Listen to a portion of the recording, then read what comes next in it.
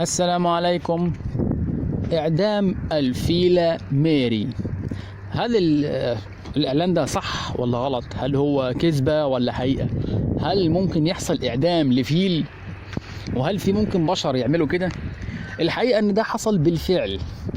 تم إعدام الفيلة ميري. الفيلة ميري هي كانت بتشارك في عروض سيرك في الولايات المتحدة اسمه تشارلي سباركس. السيرك دوت كان بيقدم عروض بهلوانات وحيوانات، ومن اهم الحاجة اللي بتتعرض فيها الفقرة بتاعة الفيل. الغريب في الموضوع ان الموضوع دوت حصل 11 سبتمبر سنة 1916. 11 سبتمبر قاموا بإعدام فيل أنثى، و11 سبتمبر حصل فيه أحداث 11 سبتمبر، والحادثتين حصلوا في الولايات المتحدة. مش هنربط بين الحادثة دي والحادثة دي، ولكن هنركز على حادثة الفيلة ميري. الفيلة ميري تاريخ ميلادها 1894، يعني لما تم فيها حكم الإعدام كان عندها 22 سنة. يعني فيل حلو كده صغنطوط، وزنها كان خفيف قوي مش تقيل، يعني كانت حوالي 5 طن. يعني فيل حلو كده جميل. طولها 141 سنتي. جنسيتها فيل أمريكاني أو عايش في الولايات المتحدة. ولكن اللي حصل مع الفيل ده أمر غريب جدا. الفيلة بتقدم العروض بتاعتها.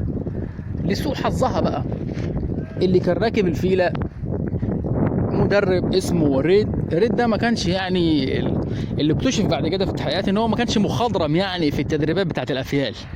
فكان راكب الفيلة بداية في العرض الاول علشان خاطر يبتدوا العروض بتاعتهم والناس بيتفرجوا والدنيا كويسة والدنيا جميلة. هم علشان خاطر ترويض الفيل بيبقى معاه آلة حادة، ولكن الآلة الحادة دي استخدامها عايز حد خبير يقدر يتعامل مع حيوان زي ده، حيوان بالضخامة دي. هو كان بيزغد الفيلة أو ينغز الفيلة بالآلة الحادة دي، يعني تقدر تقول بشكل مش احترافي. فهي كانت يعني تتحمل برضو، حيوان قوي بتاع كان بيتحمل، لغاية ما وصل الموضوع بقى أوفر زيادة عن حده. هي بتقوم بالعروض بتاعتها وهو بغزها كذا مرة، ولكن مرة من المرات هي لمحت قشرة بطيخ. فيل لمح قشرة بطيخ فعايز ياكل قشرة البطيخ يعني، فانحرف شوية عن العرض. الفيلة عجبتها قشرة البطيخ، ركبت في دماغها لازم تاكل قشرة البطيخ دلوقتي. هي خلاص يا أنا يا قشرة البطيخ دي. فراحت تجيب قشرة البطيخ. الراجل ما عجبوش الكلام بقى، الموضوع كبر معاه هو كمان، راح نغزها نغزة. بس للأسف الشديد نغزها في مكان كان فيه ورم، فسبب للفيلة ألم شديد جدا. فتعاملت معاه بشكل تلقائي جدا، راحت شايلاه هبدأ وحطت دماغها على راسه، عملتها كفتة. عامة استراتيجيات الفيل في القتل أو الاعتداء استراتيجيات يعني تقدر تقول موحدة كده. طريقة الهجوم بتاعتها بكل بساطة تجيب الخصم اللي قدامها ده، أسد بقى، نمر، بني آدم، ضبع، أيا كان، طالما وقع تحت الزلومة بيتحط تحت الرجل وبتحط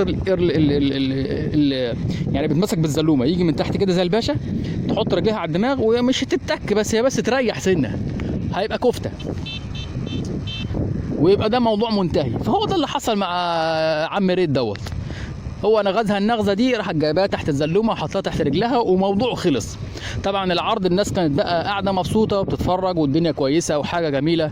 فجاه اتقلب راسا على عقب، تحول من عرض الى مشهد دموي جبار. طبعا العرض كله وقف والدنيا وقفت وكل حاجه توقفت. اللي حصل بعد كده اسوأ. اللي حصل بعد كده ان من تاني يوم الصحف اتكلمت عن الموضوع، وبقى يعتبر يعني الترند في ذلك التوقيت في هذا المكان. الفيلة القاتلة، الفيلة الشرسة، الفيلة قاتلة صاحبها. دي مش أول حادثة ليها، واتعملت حملة جبارة جدا على الفيلة ميري. طلبوا من الراجل صاحب السيرك إن هو يعاقبها، والعقاب يكون بالإعدام. الراجل رفض في الأول وحاول يدافع، لكن الموضوع حصل عليه ضغط شديد جدا، زائد ان اطلق عليها الرصاص عده مرات، بس هي طبعا ما اثرش معاها الكلام ده. زائد انه هدد ان هو يتمنع من اقامه اي عروض في المقاطعه او في المدينه. فالراجل في الاخر يعني زي ما تقول يعني فيله، يعني مش مشكله، يعني اعتبرها ماتت يا سيدي، مش قضيه. فسلم الفيله، وفي نفس الوقت عشان ينفذ فيها اللي هم عايزينه، او يريح الناس، او يريح مش هنقدر نقول ناس، يعني عشان حد يعدم فيل ما يبقاش يعني مش هنقدر نطلق عليه يعني كلمة بشر بالمعنى الحرفي، هنقول عليها معنى مجازي. عمل استعراض للإعدام، يعني هيجمع الناس علشان خاطر يشوفوا حكم الإعدام في هذا الفيل المجرم الآثم، مجرم الحرب. فقعدوا بقى يشوفوا هيعدموها ازاي. دلوقتي المشكله ما بقتش الاعدام، خلاص هم خلاص هيعدموها حكم بالاعدام، ولكن هيعدموها ازاي؟ فكل واحد بقى قال يعني فكره بقى جميله بقى عجبته. اللي قال نموتها صعقا بالكهرباء، واللي قال نجيب قطرين ونربطها في قطر والجزء الثاني في قطر ونشد القطرين. يعني واخد بالك انت حاجه كده من ايام الجاهليه، يعني فاهم انت ازاي؟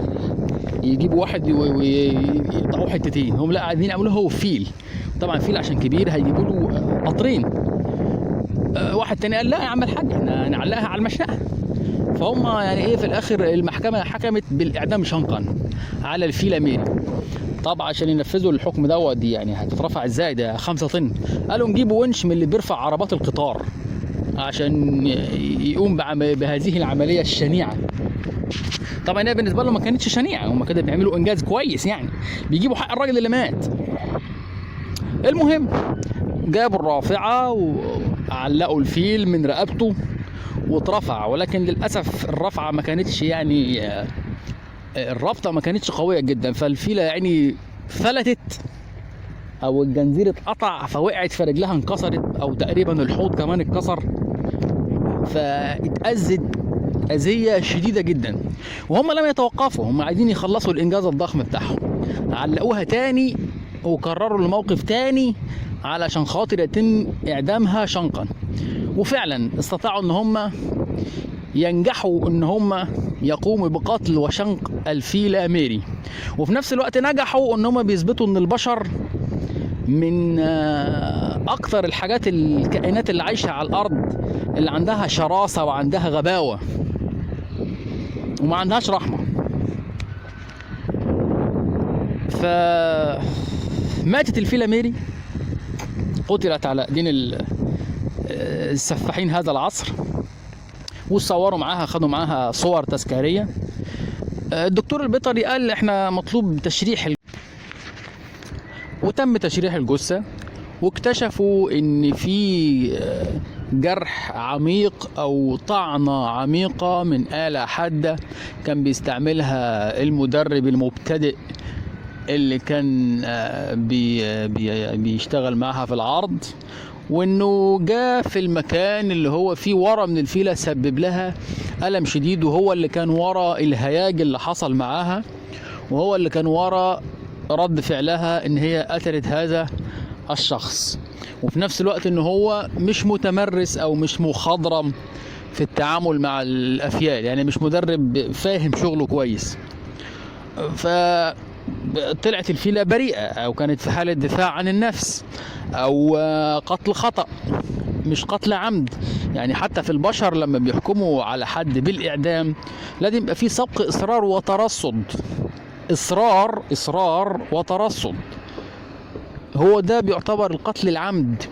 انما حتى في حالة البشر القتل دفاع عن النفس او القتل الخطأ العقوبة بتاعته ما بتؤديش الى الاعدام، ما بالك ان هم حكموا على فيل حيوان عمره ما هيبقى عنده اصرار وترصد، وفي نفس الوقت ما فيش ليه مجال ان هو يدافع عن نفسه، ان هو يقول انا كنت مريض او انا كنت تعبان او انا طعنت في مكان في ورم. مش هيعرف يدافع عن نفسه، وفي نفس الوقت ما عندوش سبق اصرار وترصد.